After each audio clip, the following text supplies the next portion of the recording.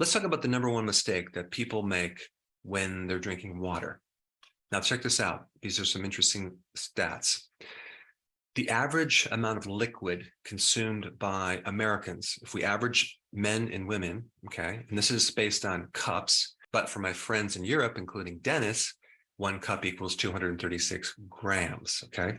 All right, an average person consumes 4.3 cups of just plain water. Yet they drink a lot more fluids, but only a little more than 4 cups of water. That is definitely on the extreme low side.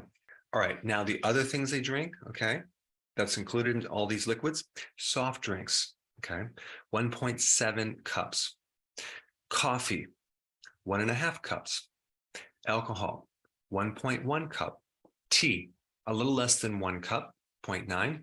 0.8 cups diet soda. Milk is a half of a cup. And then juice is slightly less than a half of a cup, 0.4. So as you can see, an average person consumes a lot of liquid, but not a lot of water. Now let's take a look a little bit deeper what happens when you consume things that are caffeinated, like the soft drink, like the coffee, some teas, diet sodas possibly.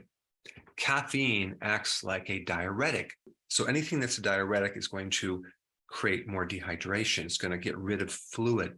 Anything with glucose, whether you're sweetening your alcoholic beverage, your coffee, of course, the soft drinks and the juice also is a powerful diuretic, as well as that glucose tends to lock up fluids as you drink them. This is why people that drink a lot of sweets are retaining a lot of fluid, because this glucose is stored as glycogen with a good amount of water.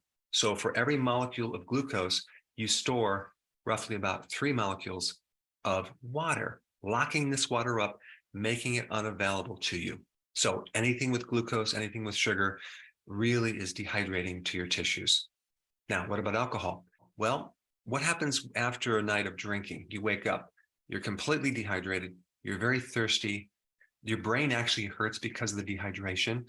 So alcohol has a very potent diuretic effect. So the big mistake is that thinking that you are hydrated because you're drinking a lot of fluids. And this big push to get everyone to drink more without really fixing the reason why they might be dehydrated in the first place is another big mistake. Because if you're like the average American, consuming over 60% of your calories being carbohydrate in the form of refined carbohydrates, you're worsening your hydration. You're creating more dehydration. Now, will it help?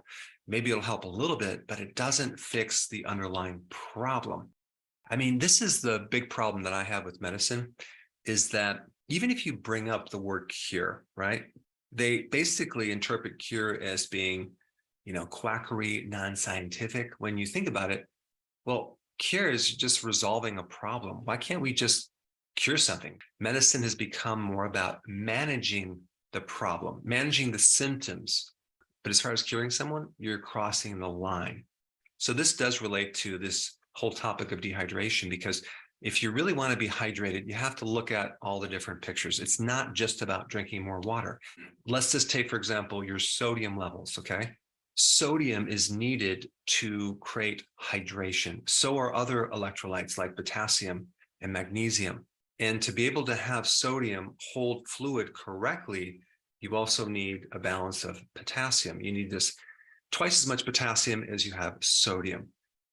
And so the amount of sodium is not nearly as important as these ratios.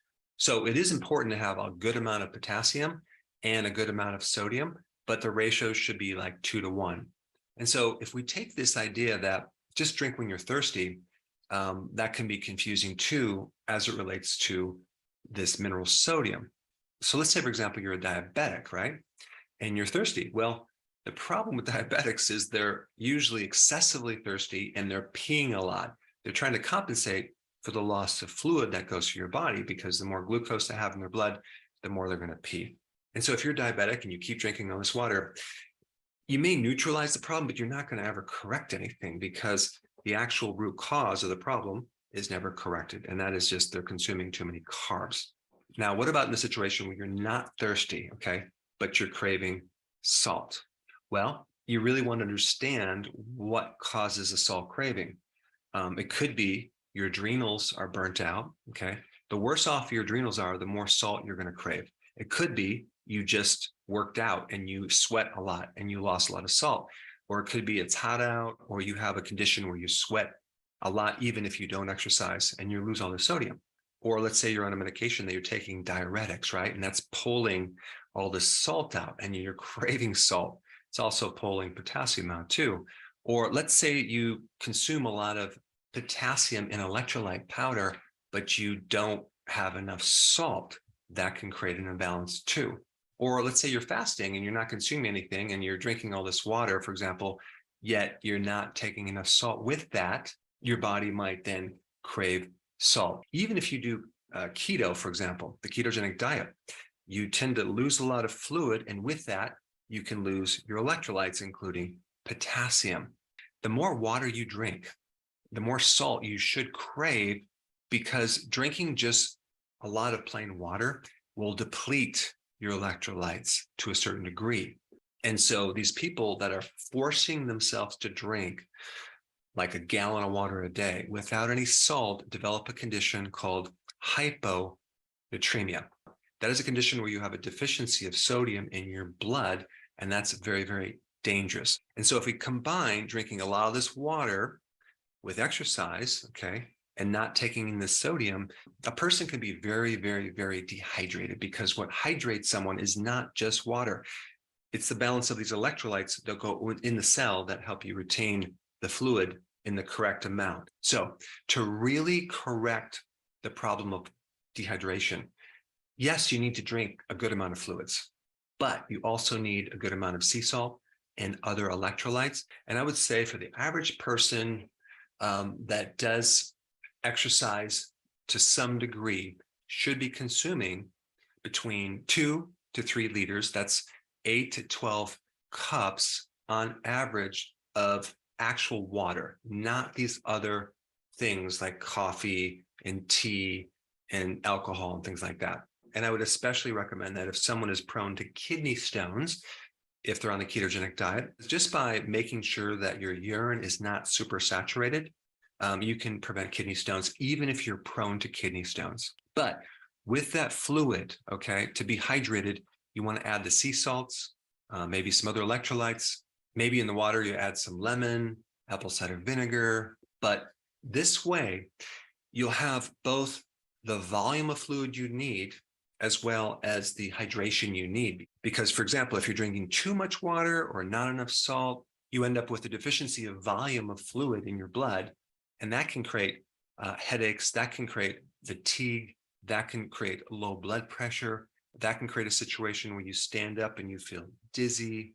So these are just some additional points I want to bring up relating to the topic of water. And if you haven't seen this important video on water, which got millions of views, you might want to check this one out next.